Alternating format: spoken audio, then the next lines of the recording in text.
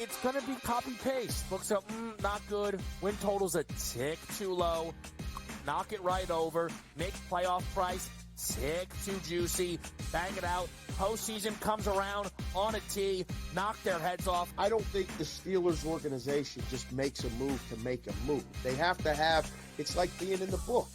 You have to know what you're going to move the line to. Game time decisions. Only on SportsGrid. Statement from Giants president John Mara. Joe Shane and Brian Daboll will continue in their respective roles with the organization. As disappointing as the results of the season have been, Steve Tisch and I remain confident in the process that Joe and Brian have implemented. The Giants, an absolute train wreck, and I love it. The Early Line. Only on SportsGrid. This was a team that you should have dominated. You've now lost 4 straight. You're heading into the playoffs and you're searching for answers, not just in terms of your offensive line, but your quarterback now. I just don't see this team peaking at the right time. It was almost like we were anointing Mike Tomlin as the best coach in the NFL 12 or 13 weeks in. Then once they got to the real competition and the attrition started to settle in, it's just not a good football team. Pro Football Today.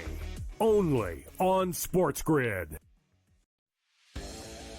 Louis Riddick has interviewed for every job in North America. And I'm not just talking football. I'm talking about every business in North America of any kind whatsoever. Tire companies, grocery store CEOs, shopping malls, insurance companies. What job hasn't Louis Riddick interviewed for? Pharrell Coast to Coast. Only on SportsGrid.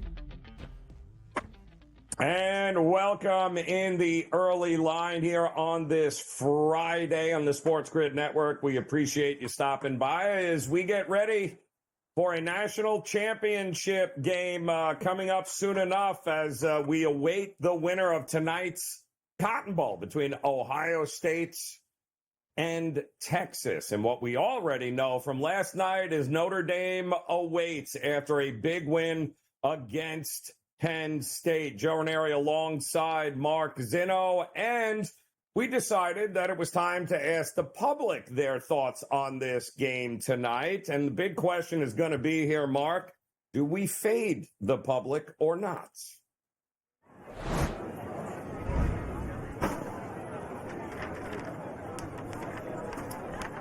So the question was pretty simple here. We wanted to know what the best bet for tonight's matchup was here, Mark. And we wanted to know, is the 5.5 for Ohio State the way to go? Should you take the points with Texas, or is the total the best way to go? Look at the over or under 52.5. And here we are, about 50%. Zin thinks that Ohio State laying the 5.5 is the right way to look in this game. So I ask you, are we fading the public here tonight? I would. I'm not going to lay 5.5 with Ohio State, period. It's just not what I want to do against this defense. I understand Texas doesn't look good. I understand they got pushed to overtime by Arizona State. I understand all those things. But again, I truly believe that it's Texas and the under are the right sides in this game. And the only way Texas has a chance to win the game is to limit Ohio State scoring. So I'm on the exact opposite side of the public on the over and the exact opposite side of the public on the side here. I could be wrong, but if Ohio State came out and led 21-0 in the blink of an eye, would anybody be surprised? No. Would I be dead wrong? Yes, but it would not shock me to see Ohio State continue that trend. Well, it would surprise me, to say the least. Like, I don't – Texas getting scored on that easily would be quite surprising. But to say Ohio State would be in command for the first 30 minutes wouldn't surprise anybody. Yeah, it feels like there is going to be a pretty good opportunity, Zin, in this game. I think certainly live as well, depending on who jumps out early. If we're thinking Texas early, we're probably thinking an under early in this one. And then maybe a pretty good opportunity to be able to jump back in. I mean, listen, if you can get 6 with Texas and then maybe have an opportunity with Texas out in front to be able to get Ohio State at plus money, I think there's, and that's the big questions, and is that how far back would Ohio State have to be in order to be able to get them at any sort of plus numbers or plus money here in this game? Well, I mean, sort of the algorithm would tell you at 10, if they went up 10-0. 10? Right. Well, I was going to say, if if Texas went up 10-0 here, you'd probably still have to lay 2.5 with Ohio State, which is a number where at that point in time, like, I could get comfortable playing Ohio State, right? If they went up a full 14-0, you might get them at around even money, right? Like, on the money line, you'd probably get them around minus 110, 115 just to win the game outright, which would be the way to go. But I don't really think you see Ohio State plus money until it's a 3-score game. That's when I think the first time you see plus, a Ohio State plus points kind of scenario. I agree. I think we'd have to get at least a 2-score situation here with Texas in front in order for us to be able to get any sort of good number on Ohio State right now. But we did look at those future odds a little earlier in the show in regards to the 3 teams that are left, and Ohio State remains to be the favorite at minus 150. Notre Dame, who cashed their ticket last night, or punched their ticket last night, rather, to the national championship game at plus 260. And, of course, Texas at plus 400, which is probably what you can get them on the money line tonight, Zin. Is that about right? Or is there value? Well, let me ask you a question. Is the national championship coming out of this game one way or the other? What are you asking me for? Every time I bet against Notre Dame, they win. So, and I'm committed to doing it for a 4th straight game. I'm not lying. I'm going to bet whether it's Texas, I'm betting them again. I am that committed until I get this right. I'm that stubborn because I do not believe Notre Dame is the best team in the country. And I know that's not necessarily when we crown a national championship that happens. But regardless, they probably should have lost twice already, in my opinion. Neither here nor there. That said, I agree. Yeah, I think the national champion comes out of this game. So, again, Texas is where all the value resides, honestly. If you don't have Ohio State at a plus number at this point in time, you're better off just taking whatever you would put on the future for Ohio State and laying the points with them and letting it roll that way. Yeah, it's a lot of people looking at it, and it's priced that way. So if Ohio State, and we saw the look ahead, by the way, if Ohio State wins this game, we've seen the look ahead number. It's 9.5. They'd be a 9.5 point favorite over Notre Dame. So I'll tell you right now, at minus 150 for Ohio State to win it all, now would be the time to jump in on it if you have not done so, because I don't think you're going to be able to get minus 150 if Ohio State is playing Notre Dame as a 9.5 point favorite there, Zin. It feels like you'd have to lay $3 before you'd, twice that, quite honestly, by the time the Notre Dame game comes around here next week. Yeah, early. Yeah, that's the point. And again, if you want Notre Dame, like I said, I would just take them as an outright future to win the whole thing at this point in time.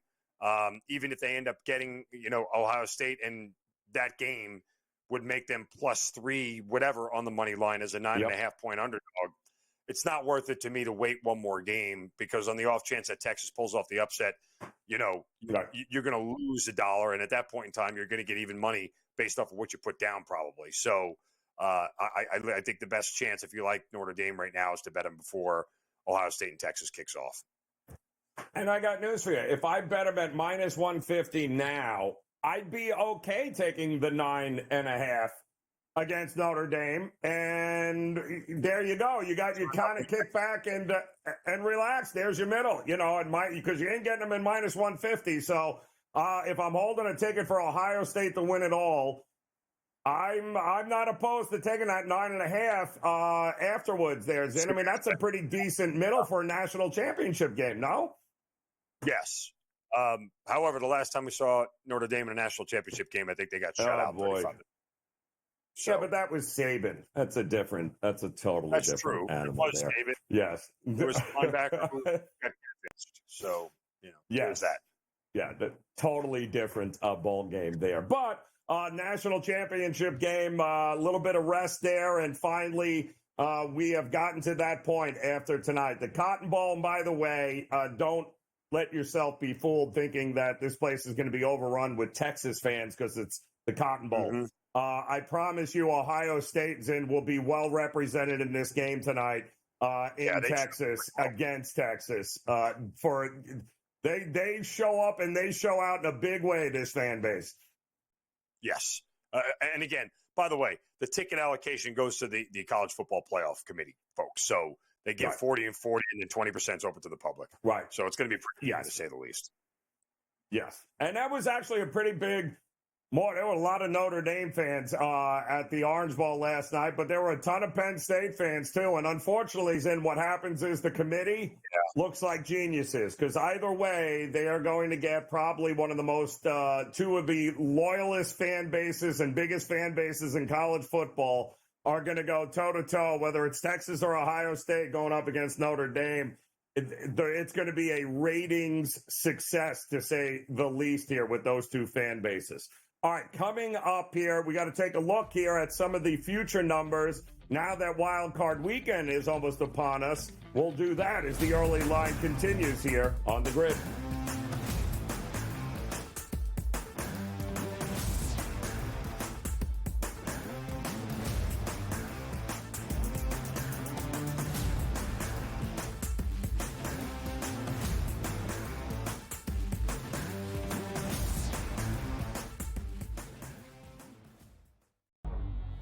Two guys that can do it all. Too much electricity this morning. This is a good time. We're having a lot of fun. I had to do a triple take. Ka-ching! Why? Because of parity. I didn't mean to offend. Yeah, it's not going to happen. Load management is a dirty word. Let him rip. You know what? Circumstances provide the results. What? How do you do this one? Oh, Donnie, you got such a good show there. A network that is booming. The Early Line, only on SportsGrid. Anyone that's been to a sporting event, the atmosphere before a game, I think Game Time Decisions has that same exact atmosphere. This is our arena. This is what we do. There is going to be an energy to Game Time Decisions that you will feel night in and night out. The excitement you get when you lock your bets in, when you're figuring out what you want to do, we can zone in on the biggest games each night. I want this to be the place that people come to before the game starts so they feel as ready as possible to lock in their cards. We are going to hit every single one of those markets that you need to know about. We're going to go through every single thing, and I've got a great team behind me that's going to help me get the job done. There is not going to be a better place, I promise you, than Game Time Decisions to get that new information, react to it, and be able to then bet accordingly. We will have everything at our disposal, and we will use that to our advantage.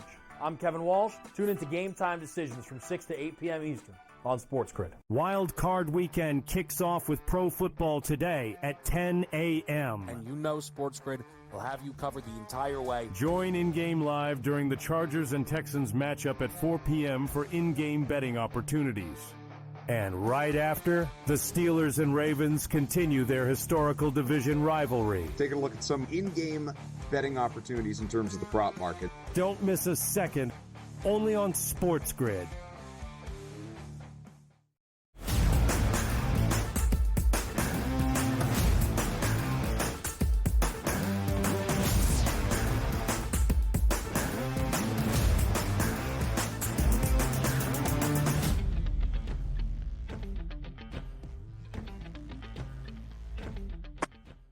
All right, welcome back in the early line here on the Sports Grid Network as we get ready for a loaded weekend across sports here, and it's getting good.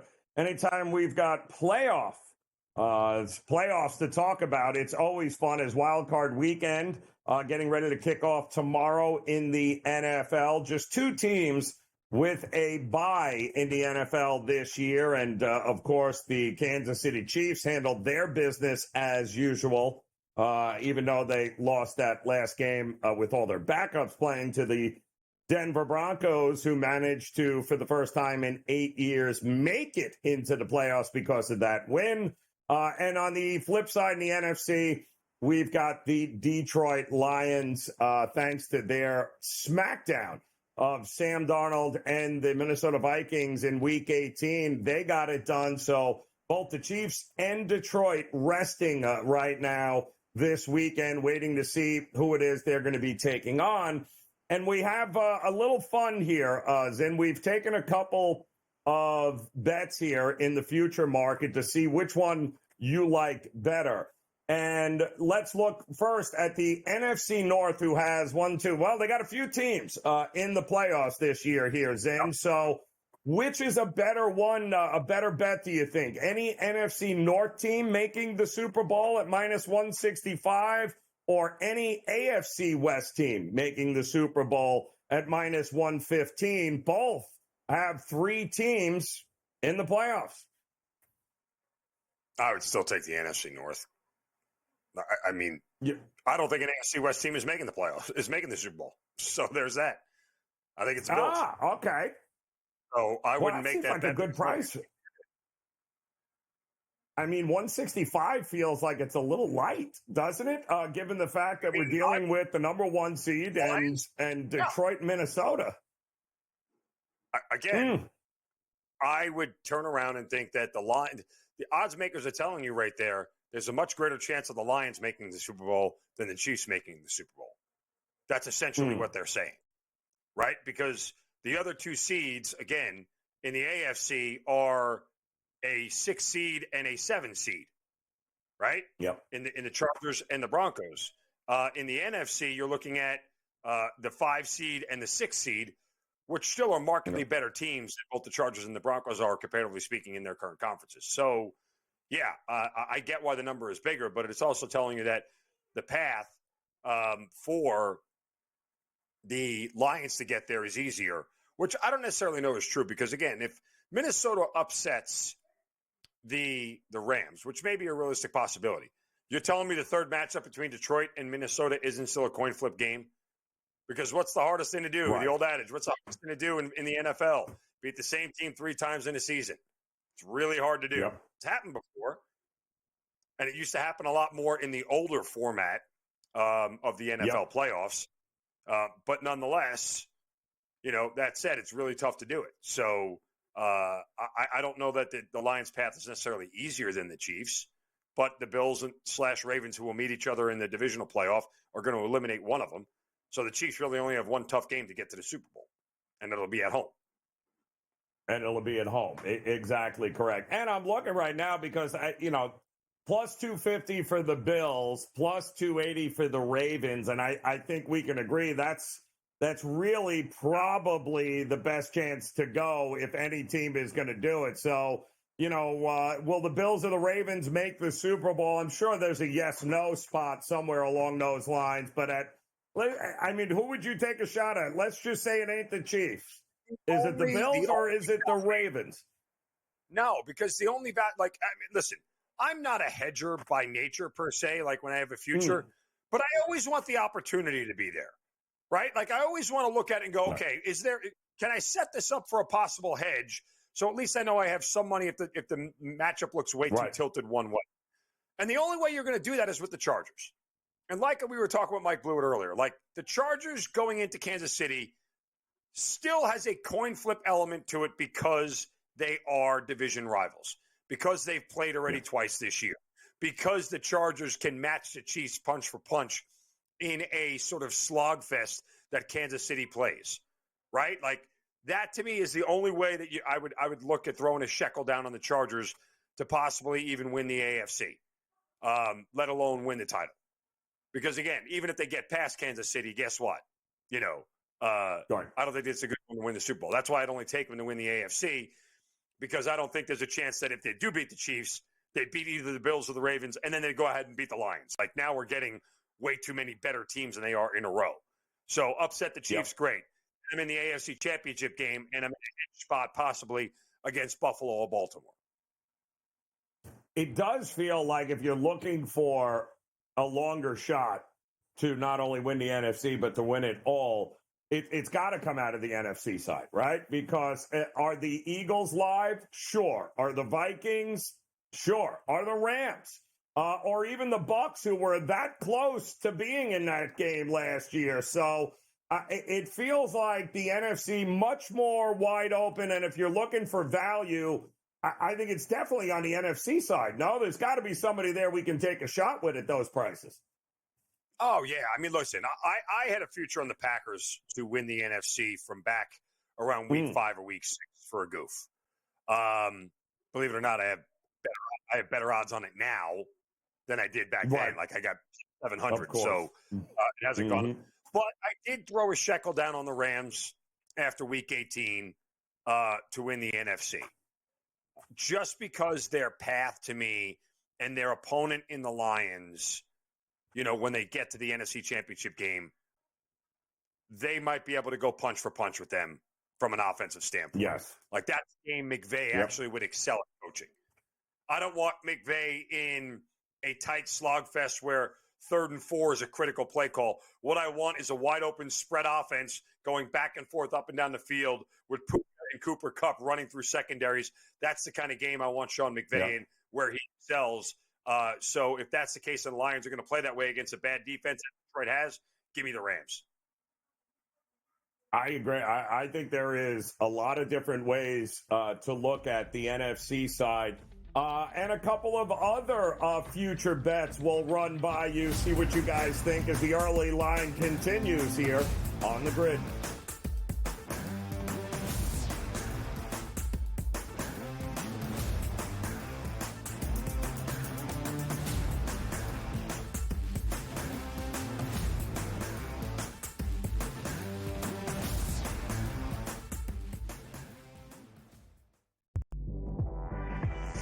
Jimmy Butler wants to leave because Jimmy Butler knows that Riles isn't going to pay him, and he wants to get paid. Simply put, if they would have given Jimmy Butler this contract extension in the summer when he asked, this wouldn't be happening. But Riles did it, and Riles wanted him to play. So now he's disgruntled because he wants out. Betting above the rim, only on SportsGrid. The Bostonian versus the Book. I remember one time, I don't know if Kenny will remember this, I said put 100 on, I think I left it on a text, put 100 on this horse that won, and then Kenny called me back later and goes, hey, I never got the text. And I'm like, no. Oh yeah. Remember that, Kenny? I would never stiff anybody. He texted me as they're loading into the gate, maybe, like, it's too late. The Bostonian versus the Book. Statement from Giants president John Mara. Joe Shane and Brian Daboll will continue in their respective roles with the organization. As disappointing as the results of the season have been, Steve Tisch and I remain confident in the process that Joe and Brian have implemented. The Giants, an absolute train wreck, and I love it. The Early Line, only on SportsGrid. It's going to be copy-paste. Books up, not good. Win total's a tick too low. Knock it right over. Make playoff price tick too juicy. Bang it out. Postseason comes around on a tee. Knock their heads off. I don't think the Steelers organization just makes a move to make a move. They have to have, it's like being in the book. You have to know what you're going to move the line to. Game time decisions, only on SportsGrid.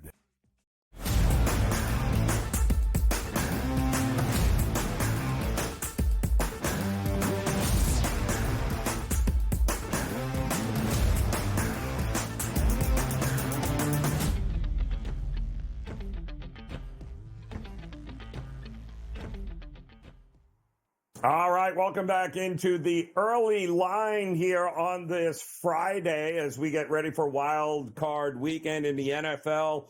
We've got one more college football semifinal game tonight in the Cotton Bowl between the Ohio State Buckeyes. They'll be taking on the Texas Longhorns with the opportunity to play Notre Dame in the national championship game. So A lot of fun stuff, including a great slate of college basketball games, a lot of great NBA action, mixing the NHL in full effect. And, oh, yeah, by the way, pitchers and catchers will be reporting in a couple of weeks. I'll just throw that out there and leave it there for us as we've got plenty going on here. Joe Ranieri alongside Mark Zinn. It's never too early to consider pitchers and catchers reporting here, Zinn, and you know that. But we're talking futures with the NFL right now. We have found a couple of different ways to approach it.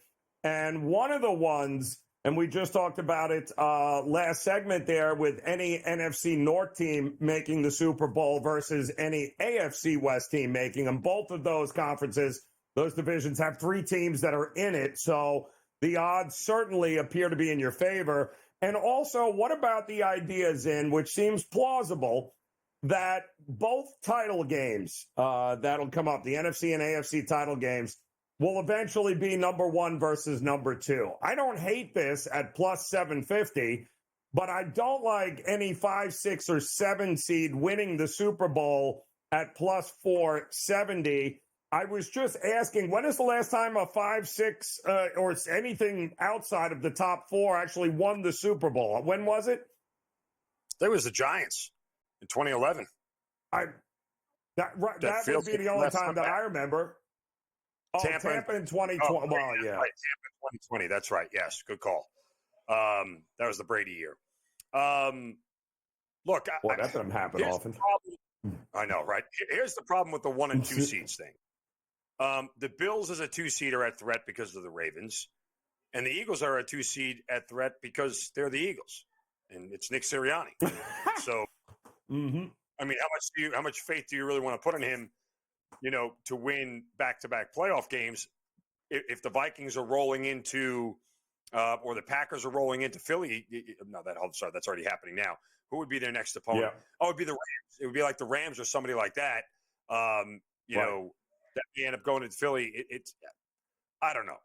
I think the rest of the NFC is a little bit vulnerable, and they all have their warts, to say the least. But yeah, I guess I just look at it from that standpoint that, both of these 2 seeds, particularly the Bills, have a really, really tough round in the divisional round of the playoffs.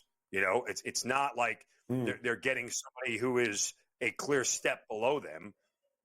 It's pretty obvious that, the 3 seed is right on their heels. So, again, I kind of look at this thing that, that's where I don't like that. I think there's a better chance of one of those other teams, 5, 6, or 7, getting hot. The Vikings upset the Lions in the second round. If they beat the Rams, yes, they could. And then you're also, again, Vikings, Eagles, or Vikings, Buccaneers, whatever it may be, then yeah. And oh, by the way, if the Commanders end up going to Philadelphia in the second round, I get it. Yeah. But again, you're also talking about a scenario where, this is a team that's already beat the Eagles this year. Commanders did it. Granted, they got some help, but, right. It's not like division opponent games. It's an equalizer, so it's tough to figure out. I mean, the way it lines up here is obviously I think the number 1 seeds will both be in the title game, which is half the battle here, because both have the easier path to getting there. Both of them have certainly earned the bye this week and an opportunity to have those easy paths to it, although you can make the argument nothing is ever easy. But given Kansas City and Detroit and what we've seen for them, I'm willing to bet the number 1 seeds will be in the title game. The big question then comes, does it make more sense? If I think the Bills eventually it's happening. It's going to be Bills going to Kansas City, and here we go again, which I'm rooting for, by the way. Does it make any sense then to look at the Bills at 6-1 now to win it all? Because I think the AFC is your Super Bowl champion, Zen. Are you on that page, or do you think the NFC is going to produce the Super Bowl champion? Yeah, I agree with you. I mean, listen, the Bills are my pick. At 6-1, I think you get great odds. I think you get a great hedge situation. And if it ends up being the Bills, Lions again, advantage Bills.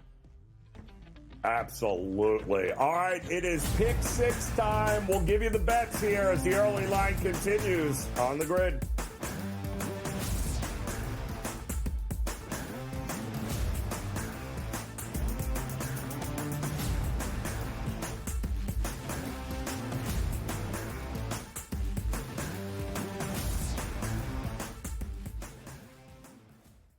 Wild Card Weekend kicks off with Pro Football Today at 10 a.m. And you know SportsGrid will have you covered the entire way. Join in-game live during the Chargers and Texans matchup at 4 p.m. for in-game betting opportunities. And right after, the Steelers and Ravens continue their historical division rivalry. Taking a look at some in-game betting opportunities in terms of the prop market. Don't miss a second, only on SportsGrid. It's going to be copy-paste. Books up, not good. Win total's a tick too low. Knock it right over. Make playoff price tick too juicy. Bang it out. Postseason comes around on a tee. Knock their heads off. I don't think the Steelers organization just makes a move to make a move. They have to have, it's like being in the book. You have to know what you're going to move the line to. Game time decisions. Only on SportsGrid. Statement from Giants president John Mara. Joe Shane and Brian Daboll will continue in their respective roles with the organization. As disappointing as the results of the season have been, Steve Tisch and I remain confident in the process that Joe and Brian have implemented. The Giants, an absolute train wreck, and I love it. The Early Line. Only on SportsGrid. I don't like to toot my own horn, and I know that I'm setting myself up for probably disappointment later tonight, but I hope you were with us last week on the Final Five, because we almost swept the board. We had 2 out of 3 on the power play points with Reinhardt and Matthews. We hit the goal scorer line A. We hit the side with Washington. We hit the total with the over in Toronto and Buffalo. So we had a really good Final Five last week, and I'm hoping that we can now ride that wave. Only on SportsGrid.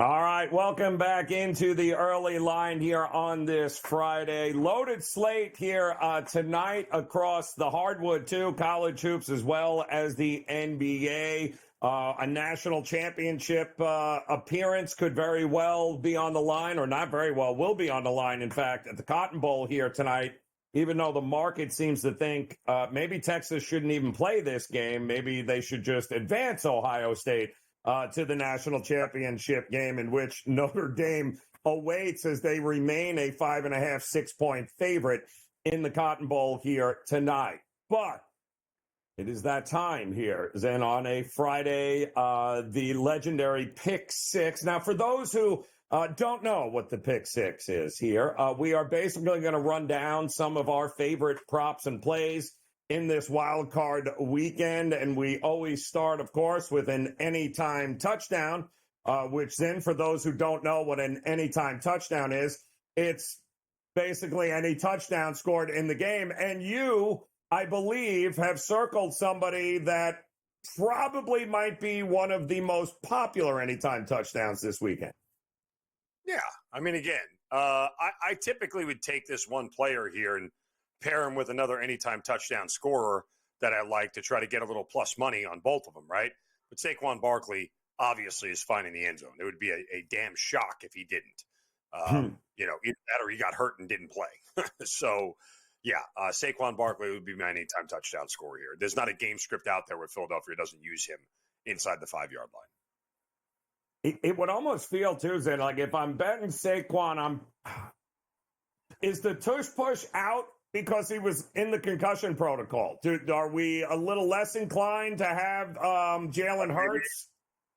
That may be the case. They may only use the tush push on 4th and 1 and not at the goal line, because they know, especially if it's 1st and goal inside the 5, they'll get 4 cracks at giving Saquon to get 5 yards. That's pretty high percentage for the Philadelphia Eagles this year. Yeah, I kind of like that look a lot there, as Saquon looking to carry the Philadelphia Eagles, and he'll do so with an anytime touchdown. I'm going to look towards the Buffalo Bills. It's a game that I like the over a lot in, because I do think points are coming. And then, of course, if I think points are coming and I like the Bills, there is no way I am not backing Josh Allen to have an anytime touchdown. In fact, he's got a rushing touchdown in 3 straight playoff games, and I expect that trend to continue in this one against the Denver defense that has kind of fallen off as the season progressed. They were really good early, but they started giving up a ton of points about halfway through. I like him to be able to take matters into his own hand in the red zone at some point. Tough to take down. I could see Josh Allen finding the end zone there. I'll take him for an anytime touchdown. This next one, inevitably, Zin, is going to happen. It is not going to be all chalk in Wild Card Weekend, although we said that a lot during the regular season in the NFL, and guess what? The chalk won a lot, won an awful lot down the stretch here. But what do we think for a money line underdog? Which game did you circle? I looked at the Commanders just simply because there's a world where it's a shootout and Baker makes a mistake. And look, if you're going to back a team as an underdog, take the one with the most high-flying offense and the highest ceiling. And I believe really that's, of all the underdogs this week, that's really who the Commanders are, right? Like Jaden Daniels, we've seen him do a lot this year that has put the team on his back for making incredible plays. And, they may be the weakest opponent out of all of them in Tampa Bay. So I look at it here, and I'll just roll with Jaden Daniels in the Commanders' offense to get it done. So, and listen, we've seen which version of Baker Mayfield shows up, then, right? Which one shows up? We've seen good Baker. Right. I think the best version of the Commanders is better than the best version of the Buccaneers, right? If you get the best version of the Commanders and the best version of the Buccaneers, I actually think I would power rate the Commanders higher. I just don't know that you're consistently going to get the best version of the Commanders because their coach is a little bit, all gas, no brakes, and sometimes, makes bad decisions and everything else. But, beyond that, I think the best version of the Commanders is better than that of the Buccaneers. So I can back Jaden Daniels in that spot. Yeah, I like it. Listen, all week long, I have talked to a number of different bookmakers around the country, and they all have said exactly the same things. And they need the Houston Texans in a big, big way. Everybody is running to the window backing the Chargers. I don't know anybody who's looking at the Houston Texans, and you and I both know, Zin, when you got that much love for a team that is only a 3-point favorite, something doesn't smell right here. And as hard as it is for me to get around the Houston Texans, I mean, this line should be higher, Zin. The fact that it's not, I think, is telling. Is it no? Well, the FanDuel Sportsbook just in the last 20 minutes went to officially -3. So they were one of the last books holding at 2.5. They have now moved to 3. So, I think it's telling at that point in time how much money is continuing to roll in on the Chargers. It is a little bit unnerving that we're not going to get to 3.5. We'll get one more push before tomorrow and kickoff that more people run to the window and bet the Chargers to get to 3.5, at which point in time you'll get some buyback on Houston, which is a spot, believe it or not, I might buy back on Houston, right? Right. You give me a 3.5, it's going to change the dynamic of this thing because the Chargers don't exactly blow out, right? The Chargers don't win by margin a lot. I don't even think Houston is a bad teaser candidate at 2.5 or 3 because I don't see the Chargers winning by 10. Yep. Keep an eye on that line. It's going to be very interesting. I know Houston also very popular in teasers, but there's only a couple of underdogs that I think have a legit shot at winning outright on the money line. You had one of them there in the Commanders. The only other one to me is Houston at home, catching points here. And anytime the books need a team in a bad way, they're in business because they end up getting it done there. Talk to me about an under, though, in these games. We've seen a couple of high totals in, of course, Tampa and Washington. We talked about the Bills and the Broncos, but what under are you looking at here? Believe it or not, it's Denver and Buffalo. And I'll tell you why, because you respect Denver's defense, right? And there is a world where I could see the Bills, winning this game 33-10, right? 30-13, some kind of deal. Where I think it's very possible for the Bills to cover this and it still stays under, because when the Broncos have to step up in class and go up against better teams, there's a propensity. I mean, go back to that game they played at home against the Colts where they threw 3 first-half picks, right? Like, they were losing to the Colts until Jonathan Taylor decided to throw the ball out of the end zone before he actually got into the end zone and changed the game for the Broncos. But, that's what could happen at Denver. If you're asking Bo Nix to continually try and, progress you forward, could be very dangerous for them, especially on the road. And you have to respect Denver's defense. I don't think Buffalo is putting up 35 in this game. They may get to 30, but I don't see them getting past that. And at that point in time, do you see the Broncos getting to 20? Because that's what you need to get over, 30-20, right? So I think that's really what it's more about, why I think this thing can go under, because Denver's offense, I don't see them getting past 17. Yeah, it's listen, in Orchard Park, the weather doesn't appear to be where it's going to be prohibitive at this point. Not crazy winds off the lake or snow or anything. Kickers will miss field goals in this one. I agree 100%. The question is the turnovers in that game, and will Bo Nix give them any? We'll have more from the Pick Six when the early line continues here on the Grid.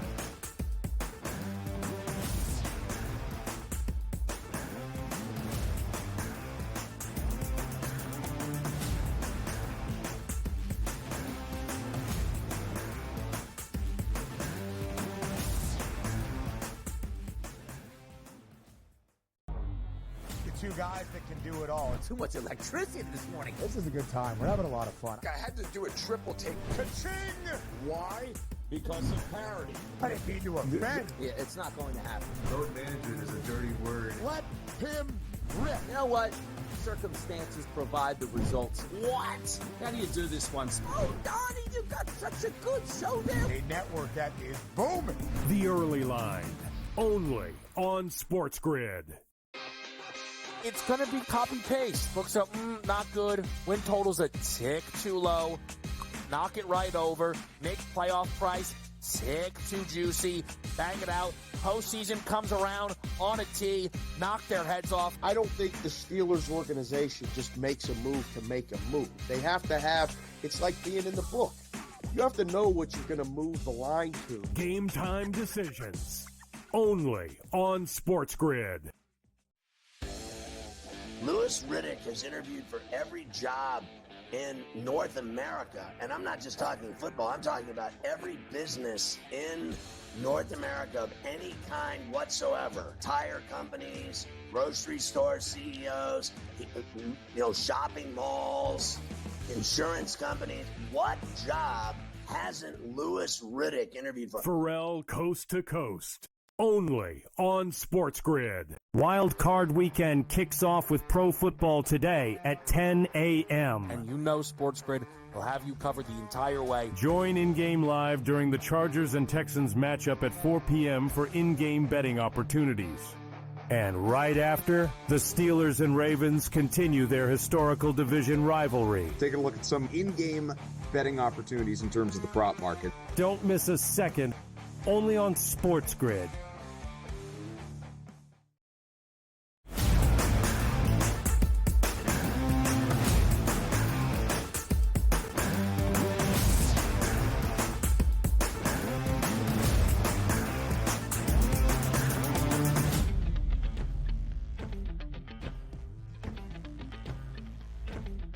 All right, welcome back. The early line here on the SportsGrid Network. Joe Ranieri alongside Mark Zinno as we continue with our Pick Six selections here for Wild Card Weekend. We do want to let you know there is some breaking news as Tom Pelissero is reporting on X that Jerry Jones and Mike McCarthy have had several days of discussions about the future of Mike McCarthy and the Dallas Cowboys, and it is being reported that both sides remain open to having the discussions. It's expected to continue today.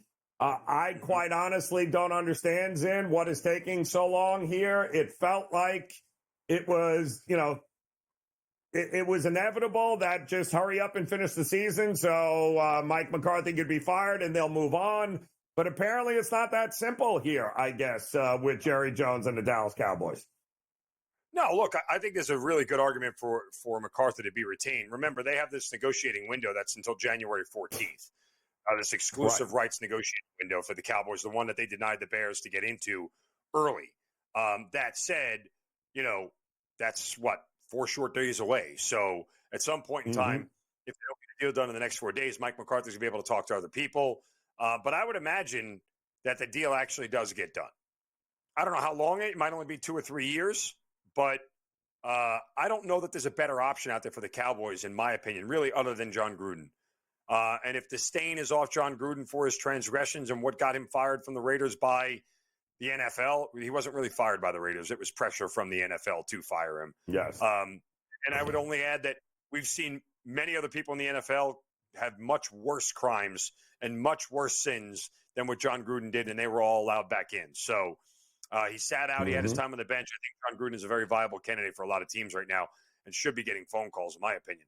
That said, I don't know that the Cowboys would be better other than. Yeah, sometimes the devil you know is better than the devil you don't. So Mike McCarthy and Jerry Jones, and I wouldn't point to McCarthy having been the problem this year for the Cowboys in any way, shape, or form. But we'll let you know if anything comes out here. We have got you covered. We also were telling you about a under this week as part of our pick six that we liked. And Mark Zinno told you about the Broncos and the Bills under 47.5. I am going to go the route. If it ain't broke, we ain't fixing it here, folks. 43.5, as far as I'm concerned, is too big a number for Pittsburgh and Baltimore. And here are the numbers. The Ravens with Lamar Jackson have played a total of 7 playoff games. The under is 5-2 in those games. And, oh, yeah, by the way, not one of those 7 games has exceeded 44 points. They've played 9 times since December of 2020, these two teams. The under is 8-1.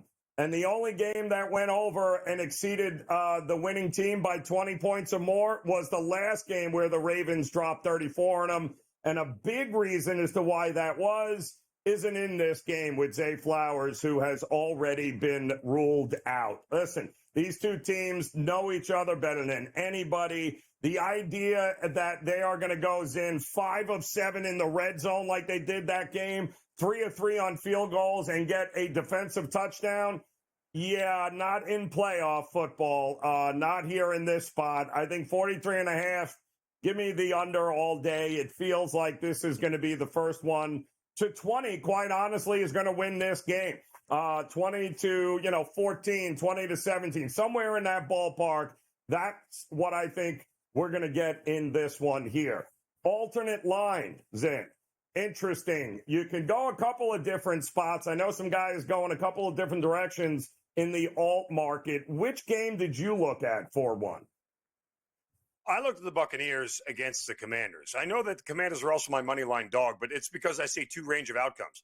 Either the Buccaneers win big or the Commanders win outright. And if you look at the Commanders' losses this year, Joe, of their 4 regular season losses, guess what? 3 of them were by more than a touchdown. The only one that wasn't was the one against the Steelers, where, oh, by the way, the Steelers in the fourth quarter, their 3 possessions were interception, fumble, and then touchdown with 2 minutes left. In a game where Washington had a 27-21 lead throughout most of the fourth quarter and couldn't put it away because their offense choked down the stretch. So, again, all the other games that Washington has lost, they've lost by more than a touchdown. So I think that's the case here. I think the Buccaneers end up winning big or the Commanders win outright. So if I'm going to lean on the Bucs here, I'll take the Bucs rather minus more than a touchdown. Yeah, well, good. Great minds think alike here, because for my alternate, I am going for Baker Mayfield more than 2 touchdowns passing in this game. And for that very reason, I love the over. in this spot here. And I do think Baker Mayfield, who, once again, we have seen them do a pretty good job here. And Baker, I believe, it certainly is going to have his full complement of weapons there. Mike Evans, he's going to have Otten back, I believe, in the tight end spot overall. And I believe over he's hit over this 6 of 7 at home. He's got 19 passing touchdowns over the last 8 games there. To me, this is going to be a wild game, one in which there's going to be a lot of points. And if they're going to cover the 7 for you, then he is going to have 2 or more touchdown passes here, probably to try to feed Mike Evans to stick it to Marshawn Lattimore. So I'm with you there. I think touchdown passes by Baker are coming in that game. All right, we've got a couple of more to get to here, including a yardage prop here. Who are you looking for in the yardage market here, Zen? Well, I'm going to go back to old reliable, a guy I've bet on several times over the last 3 or 4 weeks in his cash tickets, but it's Jalen McMillan. With Marshawn Lattimore coming back for the Commanders, he'll be locked up on Mike Evans, and that'll mean Jalen McMillan coming out of the slot will have a lot more opportunities to continue to see passes. The chemistry between the two of them, he's had at least 50 yards receiving in 5 straight weeks, along with 7 touchdowns over the last 5 weeks. He's been a favorite target of Baker Mayfield. I think that changes here. Yeah, kid has been absolutely phenomenal and cashing tickets for everybody backing him here, becoming a favorite target of Baker Mayfield. All right, we've got one more yardage prop and a teaser leg for you next here on the early line.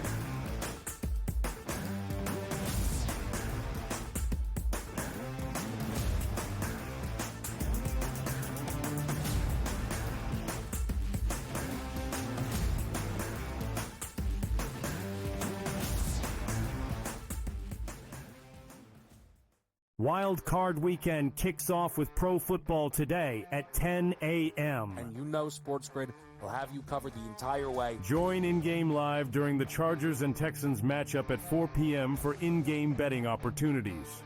And right after, the Steelers and Ravens continue their historical division rivalry. Taking a look at some in-game betting opportunities in terms of the prop market. Don't miss a second, only on SportsGrid. The Bostonian versus the Book. I remember one time, I don't know if Kenny will remember this, I said put 100 on, I think I left it on a text, put 100 on this horse that won, and then Kenny called me back later and goes, hey, I never got the text. And I'm like, no. Oh yeah. Remember that, Kenny? I would never stiff anybody. He texted me as they're loading into the gate, maybe, like it's too late. The Bostonian versus the Book. Statement from Giants president John Mara. Joe Shane and Brian Daboll will continue in their respective roles with the organization. As disappointing as the results of the season have been, Steve Tisch and I remain confident in the process that Joe and Brian have implemented. The Giants, an absolute train wreck, and I love it. The Early Line. Only on SportsGrid. It's going to be copy-paste. Books up, not good. Win totals a tick too low. Knock it right over. Make playoff price tick too juicy. Bang it out. Postseason comes around on a tee. Knock their heads off. I don't think the Steelers organization just makes a move to make a move. They have to have, it's like being in the book. You have to know what you're going to move the line to. Game time decisions. Only on SportsGrid.